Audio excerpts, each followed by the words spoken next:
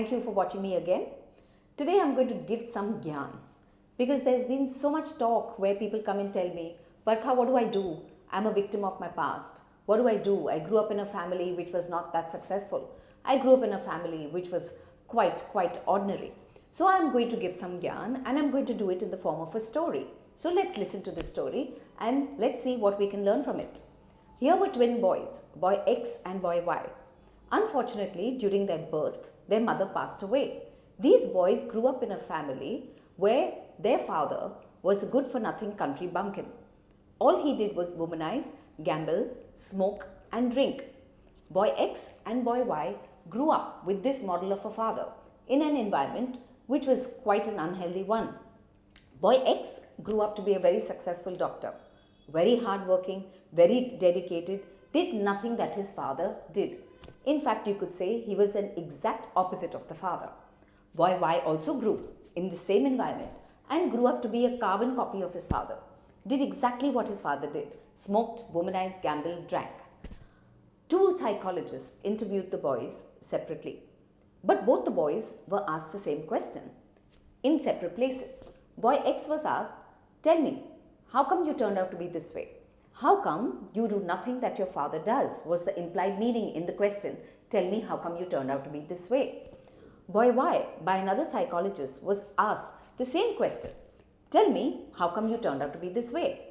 The question implied, or rather the meaning implied in that question was, how come you're an exact carbon copy of your father? Listen to the answer. Boy X said, what else could I be? Seeing my father. Boy Y said, what else could I be? Seeing my father. The question was the same. The answers were the same.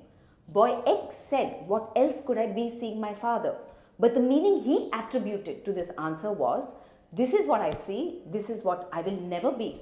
I will never put my wife through the troubles my mother would have gone through living with this kind of a man. I will never smoke, womanize, gamble or drink.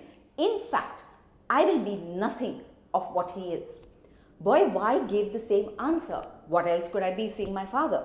But his interpretation and the meaning to that sentence was, this is all I see, this is all I can be. What do we understand from here? That even though the environment, the role model, was the same for both the boys, each one interpreted and gave a meaning to his circumstance in his own unique way. It teaches us that we need not be victims of circumstances. We need not take away from the environment exactly what is happening to us. We can choose. We can choose to be quite the opposite, and that's exactly what boy X did. Every second we interpret and give meanings to things. We are not blackboards on which people can write our story. We have the ability to choose. To choose what? Things that happen around us? Obviously not. What do we have the ability to choose? We have the ability to choose the meaning we will attribute to things when they happen to us. So what can we learn from this? We can learn that we need not be victims of circumstances. We can be victors of our circumstances. And we have a choice every second in our life of how we react to things that happen to us. So next time you're blaming your parents, you're blaming your environment, you're blaming your circumstances, think about the story of boy X and boy Y and pause and ask yourself, can I give a different meaning to my environment and create for me a life that I would like to live?